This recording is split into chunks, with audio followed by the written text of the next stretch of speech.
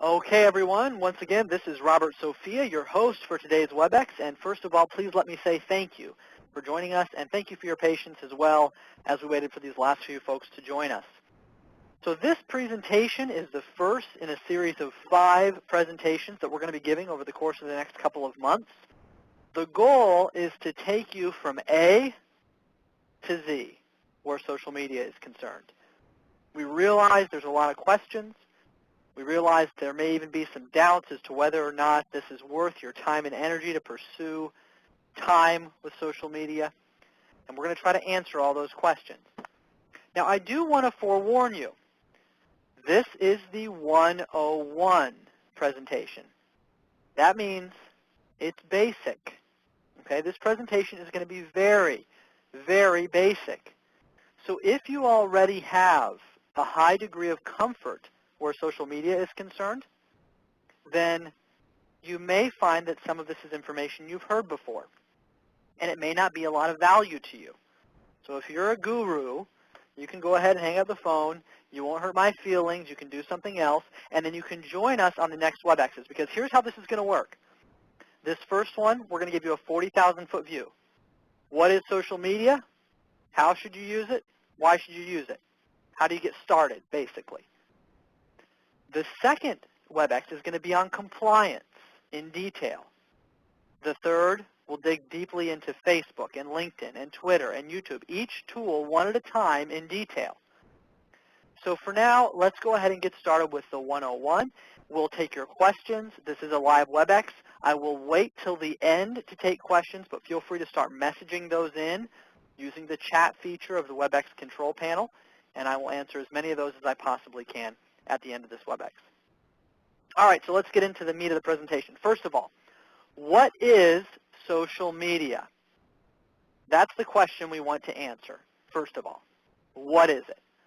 Now, I'm going to put it into a very simple concept for you. I'm going to compare social media to something we all know and love, pizza, okay? Why? Because everybody eats pizza. You can get it all over the place. There's thousands of different kinds of pizza. All right, but what is unique about pizza is that you can make it just about any way you want. And that's social media too, right? You can come at it from any angle. Now imagine that you lived in a world where there was only one kind of pizza. We're going to say there's a town called Sliceville, right? There's only one kind. It's pepperoni and cheese. And then one day somebody said, you know what? I can add new things to pizza. I can add ham and I can add pineapple. And pretty soon all these pizza restaurants start popping up everywhere with all these different kinds of pizza. Now, if the social media is the pizza, that's the product, then what is the networking? Well, now with so many options, people have to find where is the best pizza. And they do that through networks. You see, now with a network, people can go in and they can rate what their favorite pizza is. And they can say, hey, this is the one I really like. And then their friends see it, and their friends go buy that pizza. Now, this is a simple illustration, but the point is that social media is kind of like this because everybody in the world is producing their own. You know, it used to be only certain companies produced things like videos, and only thought leaders produced articles and blogs, and now anybody can have one. And with a million places to get it, the question is, where do you find the one that's right for you? So this is where social media is really important to your business because you are a business expert in your field. People are looking for advice and guidance. And so you want to establish your credibility.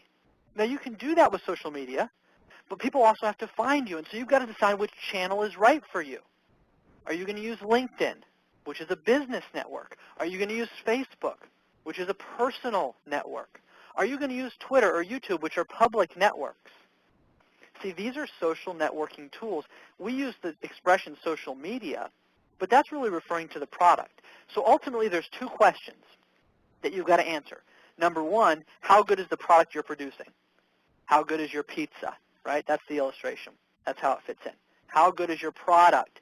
And then second, how are people going to find that product?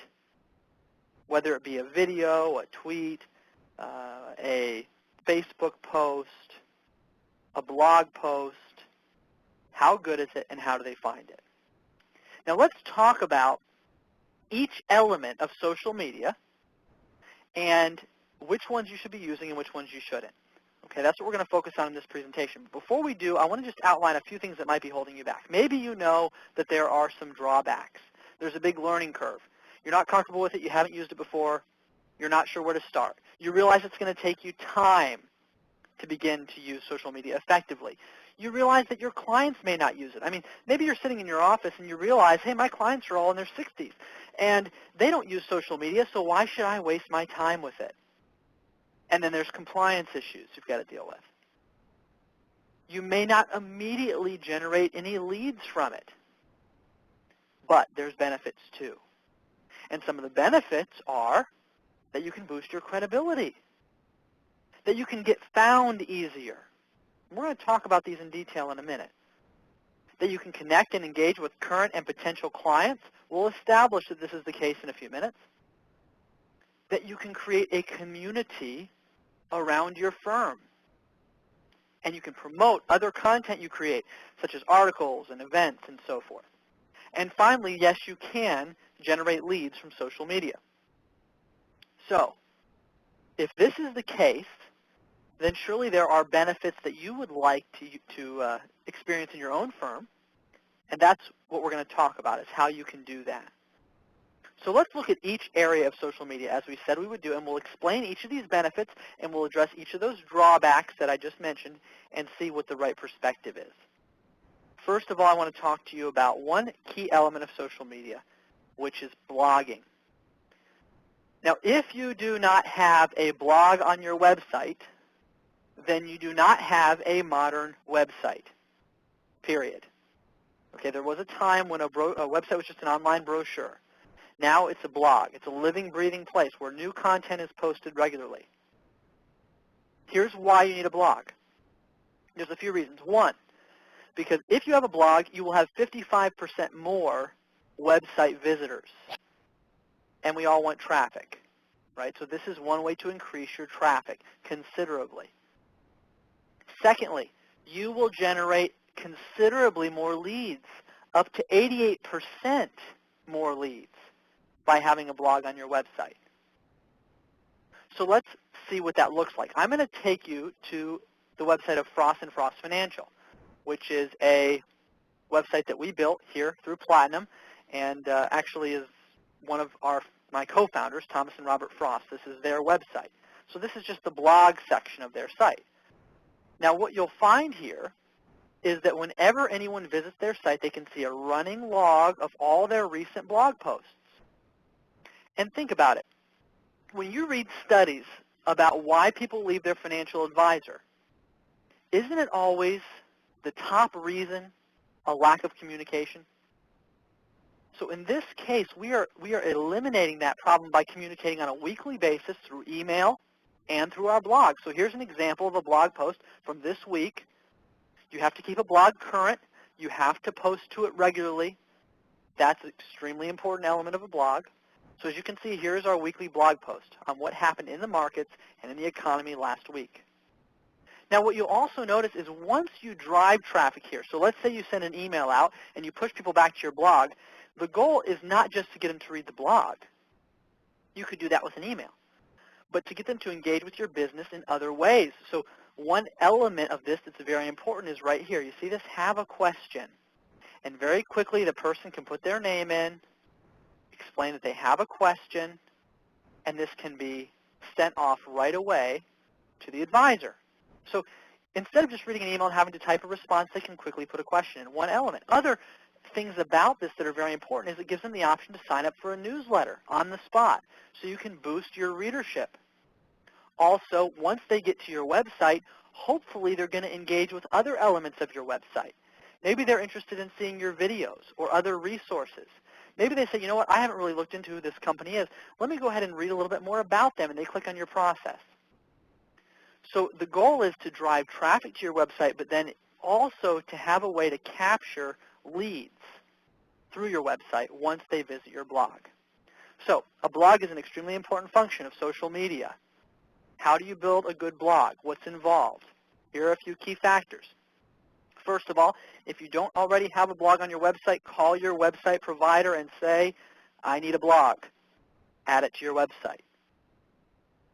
Then, when you're passionate about something, write it down. Now, I know you're busy, right? You're meeting with clients. You're trying to focus on gathering assets. You're trying to run your business. It's hard to find time to write. But even if you can only put a few notes down, a rough sketch, maybe you're not a good writer, but you just jot down a few notes. Maybe you even use a dictation service, like a Copy Talk or an advisor's assistant, and you call in your thoughts. Then what you can do is send it to a freelance writer. And there are tons of freelance writers online. In fact, here at Platinum, we have writing services that our members can use. So you get your idea down, you sketch it out, and then somebody can write it for you, and now you have a blog post. And another thing you can do to boost your traffic on your blog is you can invite guest posts. So let's say that you are, let's say, having a relationship with an attorney or a CPA in your area trying to boost referrals back and forth, and they're not really giving you much, and you're sending them a lot of opportunities. Right? Maybe one thing you could do is go to them and say, hey, you know, we have a blog on our website. I've got this question on estate planning. Could you write a guest post for my blog? And then I could write guest posts for your blog, and then you could share this back and forth, and it's a way for you to get exposure with their clients. And it's a way for you to get traffic on your own blog. So it takes a little bit of legwork, but it's very important. And then if you're a Platinum member, we provide a blog post for you every single week to keep your blog current. But one thing that's very important about blogging is you have to establish your own thought leadership. So don't rely just on somebody like Platinum to write your blogs for you, although we'll do that and we'll keep current content every week. You still need to do some of these other things we're talking about. When you're passionate about something, get it down in writing and establish your own thought leadership. And that's a great sense of pride, too, that it will give you when you can point a client there or point a prospect there and say, hey, you know, I just wrote something on that topic. You need to check it out. So blogging is the first key element of social media. By the way, if you have questions about blogging, don't worry. We'll touch on it in more detail later. But that's where you get started, right? Very simple action steps. Have your website provider add one. Begin producing content. Use companies like Platinum or other marketing services that you subscribe to add content, and find additional people that can provide you with content. Okay, now what about Facebook? We're going to go through each of the primary social media tools now together. And the reason we're going to talk about Facebook first is because simply it's the biggest social network in the world. Should you be on Facebook? I'm going to give you a couple of reasons why I believe the answer to that question is a resounding yes. First of all, if you look at a chart of who is using Facebook, you will see that 55% of users on Facebook, or I'm sorry, 55% of people 55 and over, that would be the correct way to say that. 55% of people 55 and over are on Facebook. So that means half of your clients plus are using it. Now, which half of your clients is it? You think it's only the bad clients? You think some of your good clients are using it too? You see, if they're on any social network, especially if you work with retirees, they're going to be on Facebook. But almost everybody has a Facebook page these days. So that's reason number one. You can't afford to ignore that group of people.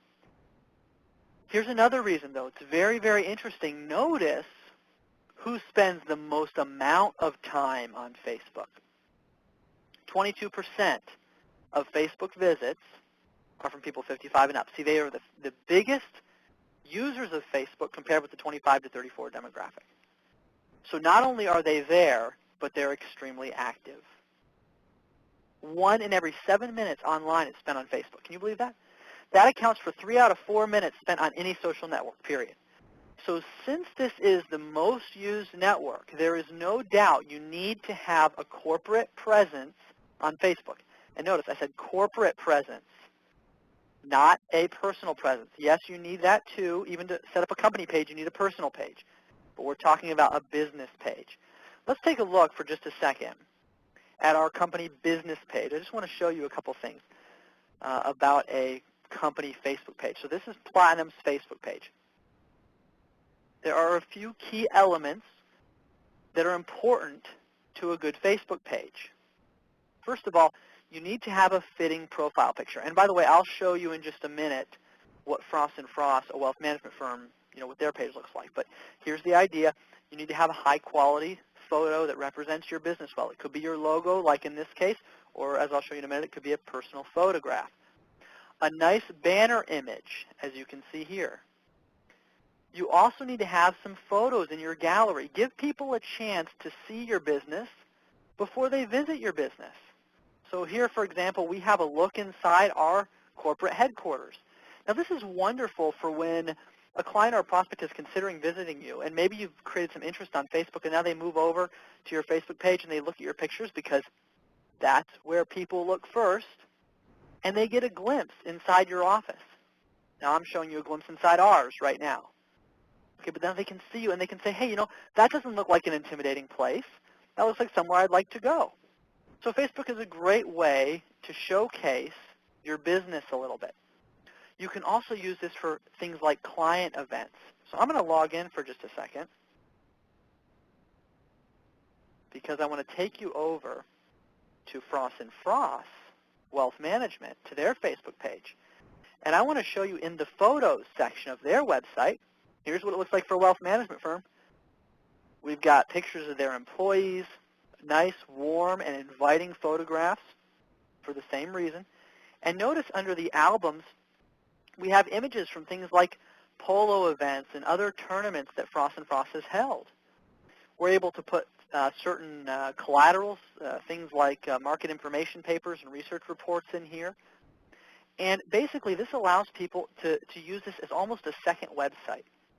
Because what will happen if you're doing this right, I'm going to go back to their main page for a second, is you're going to have things like videos and little presentations and research reports that are on your company Facebook page. So people are going to see something like this, and they're going to go, oh, what is this inflation and money video? And they're going to click on it like I did, and it's going to bring them back to your website. Now you're driving traffic back there too. So what are the elements of a good Facebook page for just a minute? What's important? You need to have a good image here. You need to have a good image here. This is very important, okay? You need to make sure you have lots of photographs.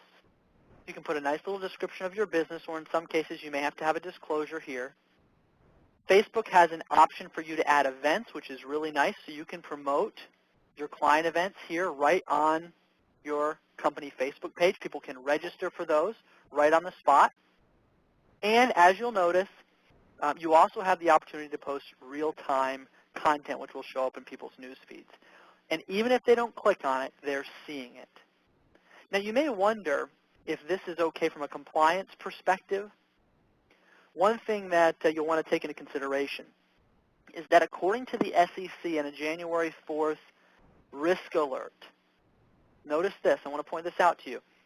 Third-party use of the like feature on an investment advisor's social media site could be deemed to be a testimonial if it is an explicit or implicit statement of a client's or client's experience with an investment advisor or IAR.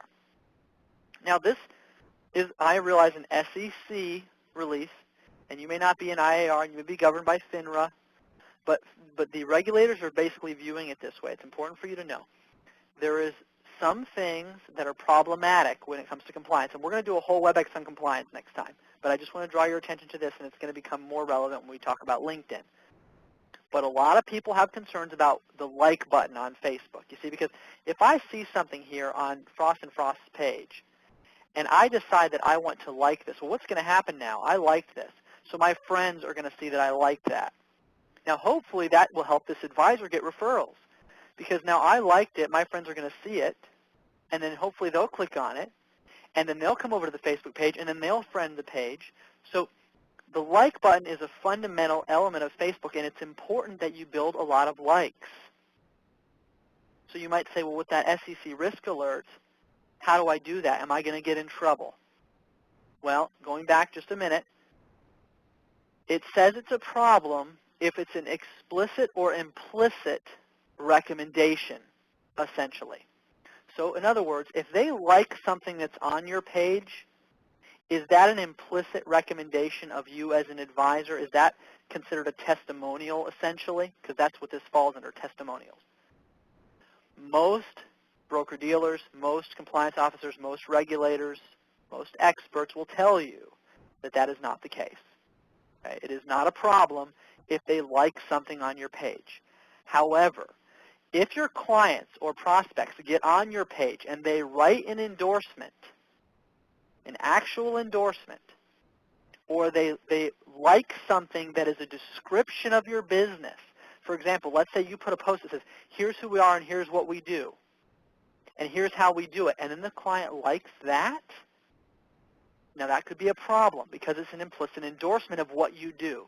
But if it's just a video or a piece of news that you've shared or a picture, you're unlikely to have a problem.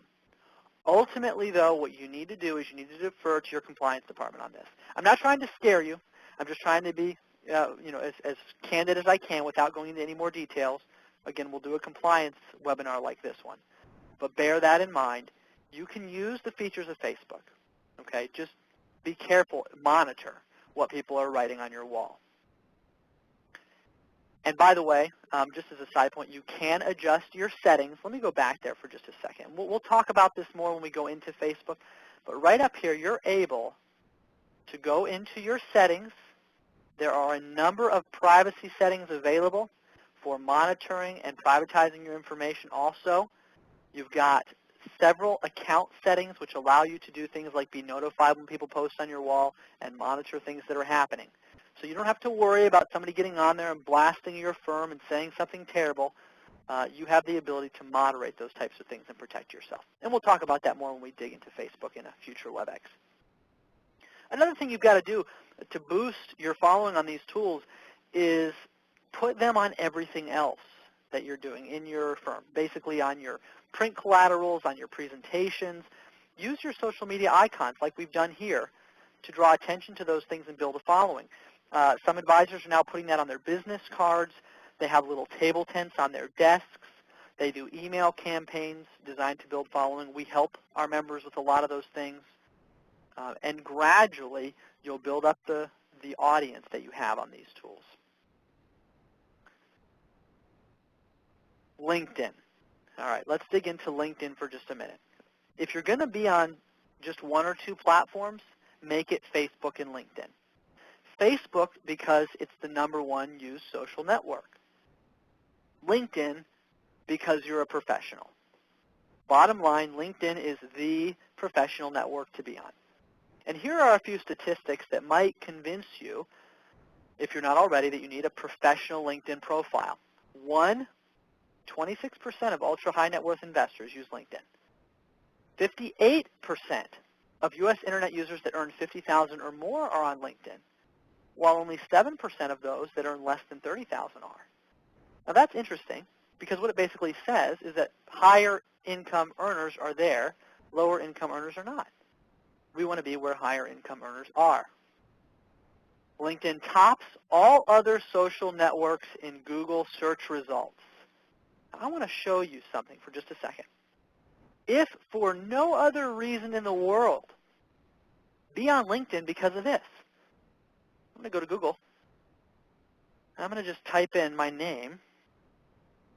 Now notice, the first thing that comes up, my Twitter and my LinkedIn profiles.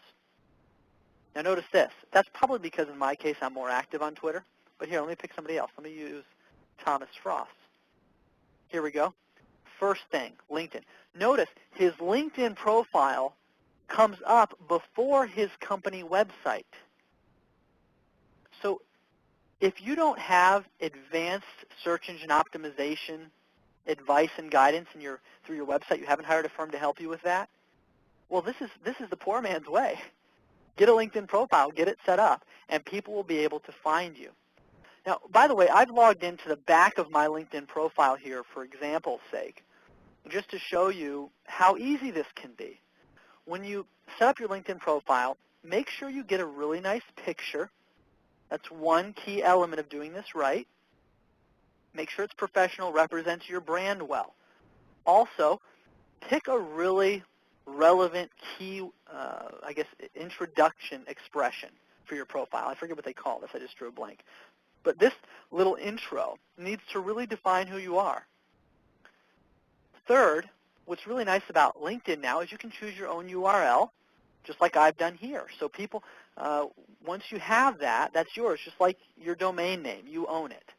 And you can be linkedin.com/in/your name. or your business name if you have a company page. And LinkedIn will help you through the whole process. There we go, third-person summary. Hold on a second, let me just, okay, here we go. So the strong third-person summary is the next thing that you need. So you want to make sure you type a nice bio, not first person, like, hi, my name's John Smith, and I do this and this and this. Third person, like somebody else writing about you. Very important in the way you write your summary on LinkedIn. Always add your current position and at least 2 to 3 past positions. Don't just list one company. Put any education and awards that you've received. And what's really nice about where I've just highlighted these red boxes here is that LinkedIn will tell you, oh, wait a minute, your profile isn't complete. You still need to do this. You still need to do this. And gradually, as it recommends things for you, it will help you build out your profile. But bottom line, make sure it's complete. All your skills, all your expertise, a quality photo, and not a picture of you at the football game with your sunglasses on and your T-shirt. I know that might define you, represent your personality well. But save that for your Facebook profile. Get a professional shot for your LinkedIn page. Now, I do want to talk about one little area of compliance. And though this isn't the compliance WebEx yet, I think this is important for you to know. How many of you have seen this? The skills and expertise section of LinkedIn. So if you go to my profile here, I'm just using mine as an example's sake. And let's see here. I'll put my profile up. You'll notice one of the most prominent things on LinkedIn now, and this has been all the rage, is this section right here, skills and expertise. There's what it looks like, and it shows all the people that have endorsed you and what they've endorsed you for. Now remember that thing I showed you from the SEC about the implicit or explicit recommendations? Well, guess what? This is an implicit or explicit recommendation. So while Facebook likes of things on your wall are probably not going to be a problem, this, I guarantee you, can create problems for you. So very simply, here's what I want you to do on your LinkedIn profiles to protect yourself. And if you don't want to do this, call your broker-dealer and ask them what they think. And maybe they'll tell you different, and then it's on their heads. Okay, but I don't want to be responsible. So here's one thing you want to do. Click on this little icon above the skills and expertise section. When you click on that, it's going to expand this little window that says, do not show my endorsements. And I know it's hard to turn these off. Everybody likes to be endorsed. But this will ultimately, by clicking on that, protect you from getting in trouble with the regulators. You can still have a high-quality profile. You can still get all the benefits of using LinkedIn by doing the things we just discussed. Just make sure you don't get in trouble in the process. Okay, so Facebook, actually going back to the beginning, blogging, Facebook, LinkedIn. What's next? As far as social media tools are concerned that you need to be on as an advisor, it's Twitter. Now, of all the tools that I talk to advisors about, Twitter's the one I get the most resistance with. And typically, that's because people just don't understand the nature of Twitter, what it's for, why they should use it. And I'm going to actually teach you the basics of Twitter today. But before I do that, I want to just show you why I think you need to be on Twitter. Okay? This is the reason. And I'm going to show you a few reasons, really. First of all, Twitter users, by and large, have higher incomes than people who do not use Twitter. Very simple. Also, 64% of Twitter users are between 25 and 54 years of age. Now, you might say, well, that's not my client. And I know that, and that's the point. The point is, these are the children and grandchildren of your clients. These are the people that are going to inherit the assets that your clients have with your firm when your clients die.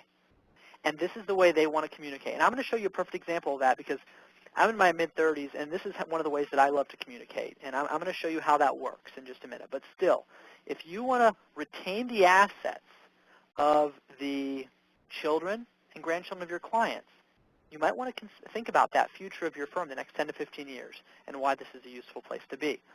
Also, a really good reason is because 77% of the world's largest companies have an active Twitter account. Media outlets also very active on social media. So if you want to get some media coverage, this is a great place to be. I personally have been published in many mainstream publications, including Fox Business and Forbes, because of my Twitter activity. So it's something for you to think about as a thought leader. And check this out. If your clients and potential clients have some money to invest, that means they probably are watching Squawk Box. They probably know that everybody in our industry these days is on Twitter. Here you go. Not to mention your competition. Here's Merrill's page. Here's Morgan Stanley's page. Here's Charles Schwab's page. So my question to you would be, if they're all using Twitter, don't you think you should be? Now, this isn't, hey, if you know, like your mom used to tell you, hey, if everybody else jumped off a bridge, would you do it? That's not my point. My point is that whether or not you use these tools sends a message about you and your business. That is how advanced you are technologically. It's almost like a Yellow Page ad was 20 years ago. I mean, everybody had a Yellow Page ad, right? Anybody who was in business had a Yellow Page ad. Are you in business? Yes. Do you have a Yellow Page ad? No. Then you're not really in business. It's kind of the same today, right? If you're in business, you have social media profiles. And here's how you use Twitter. I'm going to run through this really quickly. It's not hard at all. Now, this is an example of a conversation I had earlier this year with Walmart. Now, why was I tweeting with Walmart? Well, you'll notice here, I tweeted, because I'm an AT&T customer, I have an iPhone, and I put this out on the web. I said, now that Walmart, and I'll break this tweet down in a minute, has a $45 unlimited plan for iPhone, I might leave AT&T. Does anyone know a good reason why I shouldn't? Hashtag bargain. Now, look how responsive Walmart was. Literally within minutes, Walmart responded. Robert, Sophia, we think that's a great idea. Our Straight Talk plan saves anyone an average of $9.50 a year compared to similar contract plans. Now look at that. If I wanted to call Walmart and talk to somebody, I'd have probably been on hold for 30 minutes. But because I use Twitter, instant gratification, and quick, and no pleasantries to exchange, no on holds. I didn't have to go into the store, and then I was able to respond to them. And I said, thanks for the prompt reply. By the way, what network would I be on? Simple question. And they responded. Here's who they're supported by. If you have any questions, let me know. It was really simple for me to get the information I wanted. They sent me a URL directly to the info I needed. Now, believe me, at some point, this will happen with the children of your clients. They'll want some information. This is one way they might reach out to you. Prospects, too. And the wealth of generations X and Y is growing rapidly, and they're using these tools. So it's a communication channel, that's all. Let's break down the tweet I just showed you. Here's a few elements of what a tweet is. I told you guys this was going to be 101. This is basic stuff. Don't worry, we'll get into more details next time, but you got to know these basics before you move to 201, okay? Here's the elements of this. First of all, when you tweet, you can either tweet in general to the world, or you can direct it at someone. Now, that's what I did here. I directed this tweet by using the little @ symbol and putting the Twitter handle, that's called a Twitter handle, of these companies here. Then they were alerted in their Twitter feed that I was talking about them. So here's my expression. Now that at Walmart has this, etc., I might leave at AT&T. Anyone know a reason why I shouldn't? Now, here's what's interesting. Guess who didn't respond to me? AT&T. And by the way, I am leaving AT&T. So this is the way you direct a tweet to someone in particular. But there's another element of this that's important to note. You see this little thing at the end? That's called a hashtag. When you see that little pound sign, and you don't know what it is, like let's say you're on watching the big game, watching a television show, and watching American Idol, and they say hashtag, or they show a little hashtag on the screen, and you're like, what is that thing for? Well, here you go. I'm going to show you what it's for. What this is a tool by which people can search that topic. So let's go back over to Twitter for a minute. I'm going to log into Twitter, and I'm going to show you how to use a hashtag.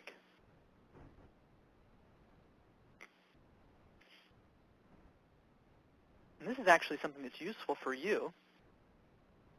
Oh, grab me 1 second.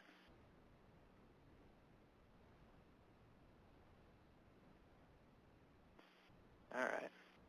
Hold on. kind of stuff always happens when you're live, you know. There we go. All right, now I'm into Twitter. So when I'm logged into Twitter, now here's some things you'll notice about a good Twitter profile. You've got, actually, you know what, I'm going to hold that for a second. Let me stick with hashtags. We'll go back to that in a second. So see these, everybody's using hashtags in here. Now if I were to click on a hashtag in Twitter, like small biz in this case, it's going to take me to everybody talking about small business or using that small biz hashtag. So let's say right now that you want to have a conversation with somebody about, oh, I can't even imagine, football. Here you go. Here's everybody talking about football. You can also see what things are trending. So what's pretty neat is if you're watching television and you see one of those hashtags out there, what they're trying to get you to do is join a conversation with other people who are using that. So by saying something and then using that hashtag, everybody else talking about it will see it. So in my case, let's say we'll use football. I could say, can't wait for football season to start. Right? That's it. That's simple. Now, everybody talking about football will see that. And you can do the same thing with investments. You can do the same thing with business concepts. This is how these tweets are indexed and archived and made searchable. So here's something you could tweet right now if you're on Twitter. Right? Very simple. Social media hashtag. Here's my handle. Here's Platinum Advisor's handle. That's the elements. Those are the elements of a tweet. You can also do things like add a photograph. We'll get into that in our next WebEx when we actually dig into Twitter in more detail. Now here's a profile of an advisor. Here's what yours might look like. Rob did a really great job working with our team to set up his Twitter profile. You'll see a few things about this. You can see how many people he's following. You can see how many followers that he has. You can see how many times he's tweeted.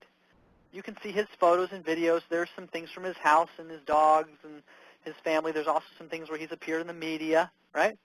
So a nice background. What are the elements of a good Twitter profile? You've got a really nice profile picture. Here's Rob's profile picture. Now, Twitter is kind of like a blend, right? You can have a little bit of that personal touch and a little bit of the professional touch too. So you can bring it together. It's like a cross between LinkedIn and Facebook and how you can use it. And he's got a nice background, a custom background here. Also, he's got a really nice little description of who he is. And essentially, this is all that's required to set up Twitter, and you can begin tweeting. There's so many great little tools that you can put on your desktop. I actually have one running on my desktop. You can download this, and it's up and running all the time. And I just have to go in here and see my feed anytime I want to and engage with people on social media. So here are some things to do to get started with Twitter. Set up your account. Follow people that you're interested in learning about. Industry leaders, your competition, see what they're saying. Share some non-business items, right? Little things that are useful or interesting or inspirational, some things about yourself. Mix it up a little bit. Don't always talk about yourself, okay? When you do talk about yourself, make sure it's useful, important, like something that you're going to share with people that will benefit them. But you should spend a lot of time promoting other people. This is Twitter etiquette, right? Reply to people, retweet, use their hashtags, promote others. Do use it to promote upcoming events, things that you write, and don't feel like you have to be on Twitter all the time. You don't have to be there constantly. You can budget your time. Just spend 15 minutes at the beginning of the day or even 5 minutes at the beginning and 5 minutes at the end of the day just reading through the stream and seeing what's there. And then start putting your Twitter handle on your printed collaterals to build your following. These are the basics of Twitter. The fourth tool when it comes to using social media that we highly recommend that you begin to use, and we'll talk about some basics today, is YouTube. There's a few reasons why you should be on YouTube. Here you go. Number one, having a video on the landing page of your website makes it 53% more likely to show up in a Google search. So again, if you want to boost the amount of traffic you're getting, using YouTube is vital. Also, when a user visits your website, and it's just a text and image website, the average visit time is only 43 seconds. Can you believe that? But when you have video, the average visit lasts 5 minutes and 50 seconds, more than 10 times longer. Also, people that watch videos are 85% more likely to make a purchase. So what do you think that says about you when they're watching your videos? It increases the likelihood that they're going to do business with you. Oh, look at this. I did not plan this, but look at that. There's my little reminder to tweet. I have a reminder every day for myself to do that so I don't forget. So maybe that's something you could do with your calendar. Okay, so these are a few reasons to use Twitter, or YouTube. And let me show you how Frost & Frost is using YouTube. Here's an example. Really practical. We talked about people spending more time on your website. We talked about getting more hits. Well, this is a way to do that. Film yourself on video every month giving an update. We do that, and we post those on our website, and then people can go over here, and they can put their response in, their name, their email, ask a question, and right away, they're able to establish their credibility, make a personal contact with investors and prospects in a way that's a little bit warmer than just written text or a photograph. People can see how they communicate. Clients and prospects will come here to learn the perspective they have on key issues. This is a phenomenal way to build the engagement that people have with you. And YouTube is free. It's free. And so to make this easier, we've provided everything you need, and I'll share that with you in just a minute, but this is another reason that you need to be on YouTube. This is critical. If you send emails out to your clients to read, and you want them to open those emails and read them, use videos. Put a YouTube video in those emails. Look at how our email open rate changed between text and video. When we send out a text email, 24% opens it. When we send out a video email, 49% opens it. People like video better than text and photographs. So we've got step-by-step instructions on our website how to record your monthly video. We literally tell you what webcam to buy. We tell you what teleprompter to use on your screen. We tell you how to upload it. It's very simple. Now, if you're a Platinum member, you already have this. If you're not a Platinum member, that's okay. You can call our office or go on our website, request demo access, and we'll provide this to you at no cost. Also, we provide a monthly video script, pre-written and compliance approved. So that will help you as well. All you have to do is read it into the camera, already done, and you can have a monthly video on your website too. So use YouTube. Start recording videos, put those on your website, and email them out. You need to spend 30 minutes a month. That's it, 30 minutes a month. And you can increase your visits, increase your engagement, increase your clicks, and now you're really using the web. You know, the old days of just having a website, it's not enough anymore. These are the tools people are using. Now, one thing about social media is that it's going to change. I guarantee you. And I can prove that just by mentioning one word, MySpace. What happened to MySpace? Nobody's using MySpace anymore. But it used to be the rage. And you're going to find eventually something's probably going to take the place of Facebook and LinkedIn and Twitter. But right now, those are the big ones you need to be on. What do you need to be looking at for the future? Keep your eyes open. Google+, Pinterest, Instagram, especially Google+. Now, this is growing rapidly in its use, and the time will probably come when we'll be supporting Google+. But right now, the compliance tools aren't ready. So if your broker-dealer is using something like Smarsh or Rado or something like that for compliance, they may not have policies in place yet to help you use Google+.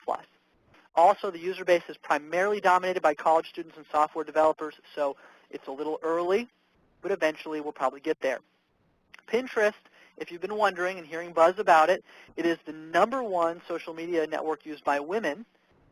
However, it is 57% food-related content, followed by crafts, gifts, hobbies, leisure, interior design, and fashion. So where's the place for financial things? Well, you know, there are some different schools of thought on this out there, but I'm not going to tell you no. I'm just going to tell you if you're not doing social media at all, don't start here. If you're really trying to target women, that's your primary audience, and you have the resources to dedicate to this, look into it, but it's not one of the basics, right? This is more advanced. We'll call it niche marketing. And Instagram, also very popular, but there's few applications for our industry. Interestingly, Facebook just acquired Instagram, so integration could be coming soon. Here's what we're going to do. We're going to recap the key things of Social Media 101 right now. I want you to have key takeaways. Now, I'm going to go back for those of you who joined late, and I'm going to say something I said at the beginning. This presentation is basic. The next 4, we're going to dig into each tool for the full amount of time. Spend 45 minutes on Facebook, 45 minutes on LinkedIn, 45 minutes on Twitter, 45 minutes on compliance, so we're going to get there. But for now, between now and the next WebEx, here's what I want you to do. This is your homework. Set up your Facebook, LinkedIn, Twitter, and YouTube accounts, and make sure you fill in all the blanks. That's the first thing. Put in every field where there's information, fill it. Get nice pictures taken of yourself. Smile. Show little teeth. Remember, these images of you online represent your brand as it exists on the World Wide Web, so make sure it's of high quality. Don't be cheap when it comes to doing things like creating your Facebook banners and your Twitter backgrounds. If you don't have a graphic designer in your office who can do a good job for you, Platinum will do it for you. Just reach out to us. We'll design your backgrounds. We'll set up all of that for you. If you're not going to use us and you don't want to do it yourself, hire another firm to do it. You don't have to use us, but make sure you don't just hack it. It's better not to do it at all than to do it poorly. And when you're on social media, I want you to think of it like being at a barbecue. Okay, this is when you're out there engaging on Twitter and on Facebook, don't always be self-promotional. So imagine you're at a barbecue and you know there's some good prospects there. You would not walk up and say, hey, my name's Robert Sophia and I'm a financial advisor and here's what I do and here's how I do it and here's why you should work with me, because the person would turn the other way. They would run. So what you need to do instead is just socialize with people. That's why it's called social media. Get out there and ask questions, share information, take an interest in other people, just like you would in real person, face-to-face networking, and it will come back to you. Be yourself. Don't be afraid to let your personality shine through. Smile, be friendly, and be who you are. By all means, you absolutely need to begin using video. If you're not, and there's one thing that you get out of this, it's start recording a monthly commentary, putting it on your website, and emailing it to your clients. You do it one time, and I promise the response you get from your clients will be so positive you'll never stop doing it. Stay active on social media. This is also key. When I go on somebody's social media site and I'm thinking about following them, I look at their most recent activity, and I see, is it a person who's active, or were they here 2 years ago and they stopped? I also read their stream to see what they're talking about, how often they're talking about it. So that's important. Make sure you're there. Try to go there daily, at the very least every few days. But don't be overwhelmed. Budget your time. Spend a few minutes in the morning before you start your work for the day. Spend a few minutes at the end of the day before you leave. That's all it takes. And at the same time, I really want to drive this point home. Make sure you set realistic expectations for yourself. Don't think that you're going to get on social media today and pick up a $10 million client tomorrow. That's not the way it works. But this is an investment in the long-term future and scalability of your business. One social media expert, he wrote the book Socialnomics. Eric Qualman is his name. He said, the ROI of social media is that your business will still exist in 5 years. And that's true. This is going to probably be the primary way we're communicating in the not-so-distant future. And finally, if all this just already seems too complicated for you, just join our Web Strategies program. We will help you do all of this. You can stay here for the free education. Stick with us. Just attend the next 5 WebExes. We'll dig deeper into all these tools. But if not, you just want us to do it for you, join Platinum Web Strategies, and we will guide you through the process. By the way, we're not finished yet, so stick with us just a couple more minutes, and we're also going to take your questions. I want to show you the outline for the future WebExes. These are coming up. You might want to mark these dates down: June 27th, July 11th, July 25th, August 8th, and August 22nd. Notice the progression here. Next time, it's all about compliance. Then we go all about Facebook, all about LinkedIn, all about Twitter, all about YouTube. And when you get done with this, this is like school. I mean, you're going to know what I know. And what I know isn't everything, so you'll still want to keep learning, but I promise you'll have a really, really good jump start at this. And you may also want to follow us. Here are our handles: Facebook, LinkedIn, Twitter, and YouTube. Before we take questions, I just want to share a little more motivation with you to give this a shot. All right? The Rock Group, Morgan Stanley company, generated 28% of their revenue from social media last year, including one $70 million account. LPL Financial advisor David Armstrong won a $3 million account from a prospect who followed his Facebook page for 8 months. He was a business owner. He wasn't ready to make a decision, but he decided to follow the advisor on Facebook. This is what he told the advisor when he finally moved his $3 million over. He said, "It was an easy way for me to see what you are thinking without bothering you." Prospect later told him, "I love what you have been writing for the last 8 months. I'm ready to move my accounts to you." Morgan Stanley Smith Barney advisor Mark Scribner noticed that a business acquaintance he hadn't spoken to in 15 years had viewed his LinkedIn profile. Scribner called the acquaintance, mentioned LinkedIn, and within days won a $2.6 million account with that person's boss. Does it work? Absolutely it works. And yeah, it will only work if you start to use it. So take these steps we've just outlined and begin implementing them as soon as possible. Well, that concludes our WebEx for today, but I will be more than happy to take your questions.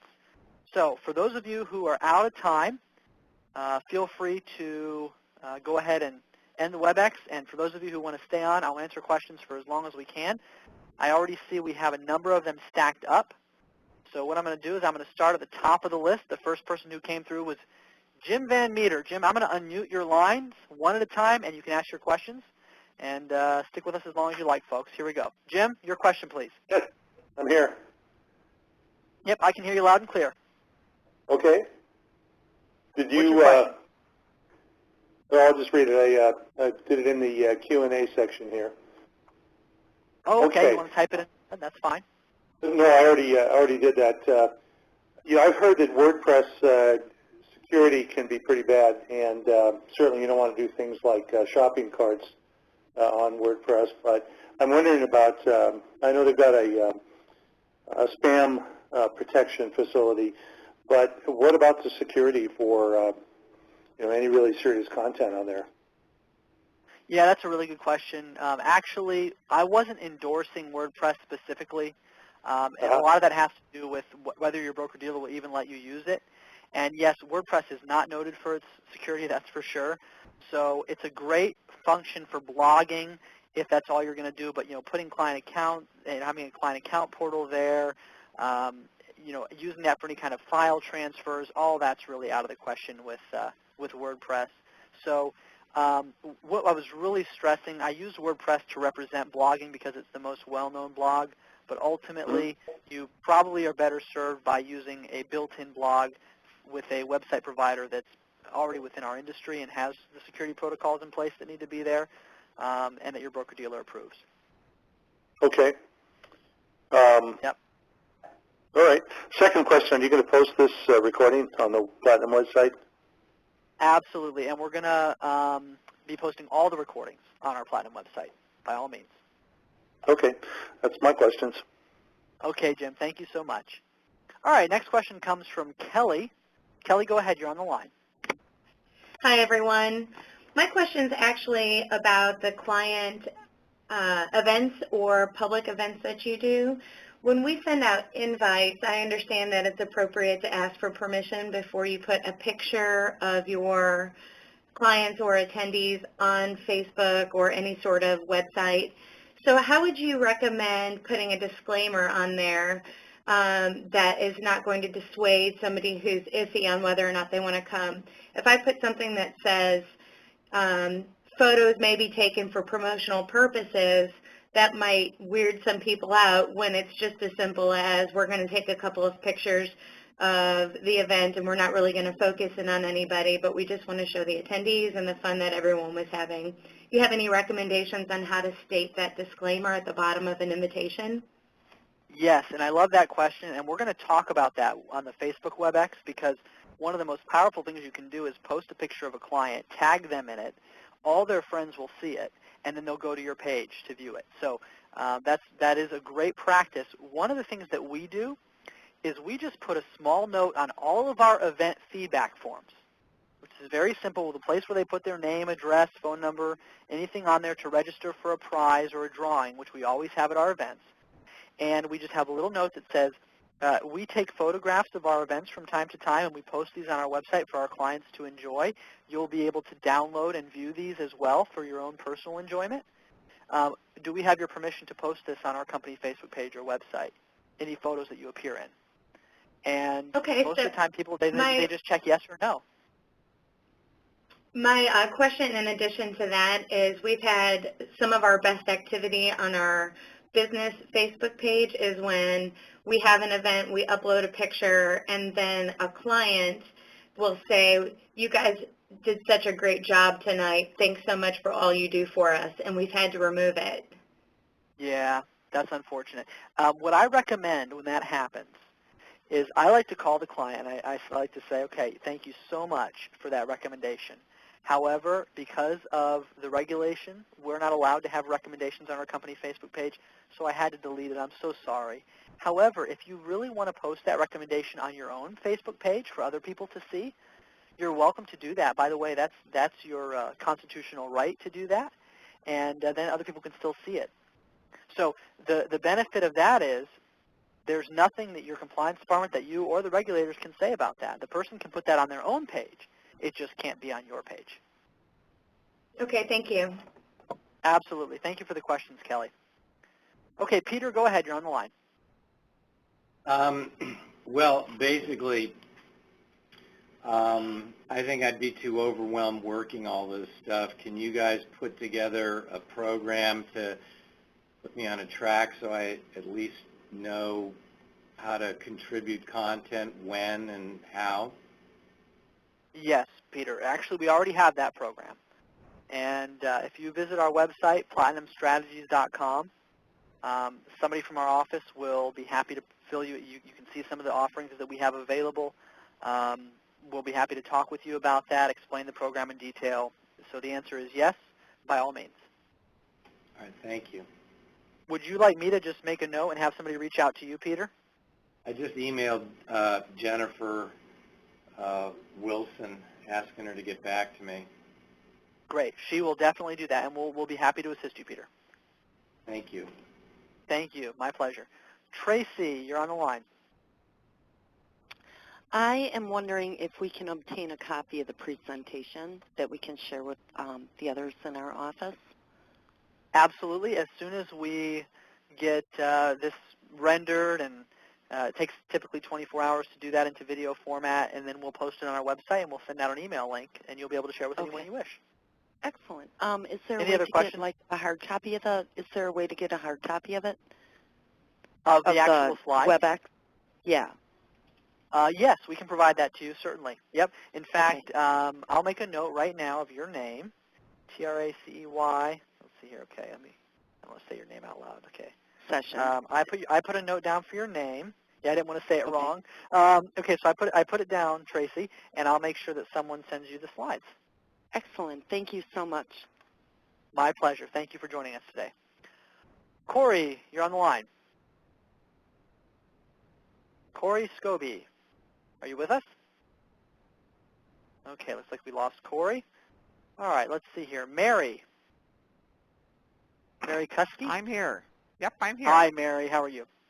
Great. Good. I kind of do some of this on my own, but I'd like to know how, at some point in the 6-week webinar series, are you going to discuss how you guys charge for your services?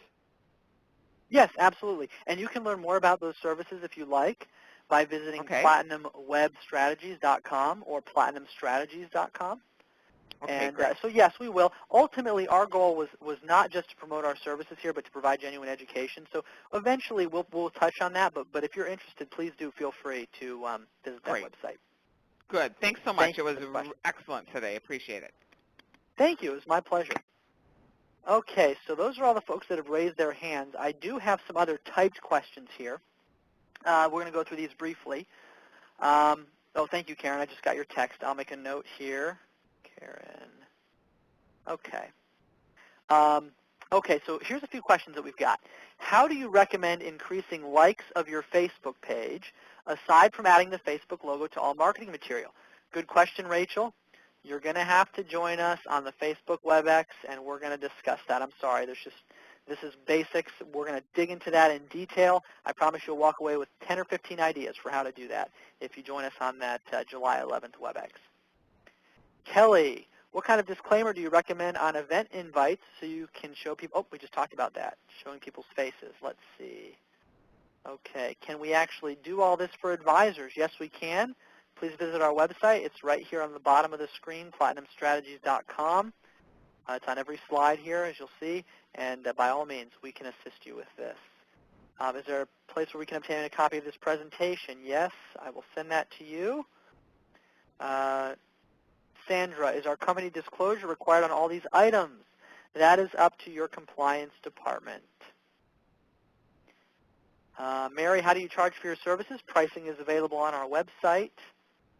We have two different packages, one for social media and one for website and social media.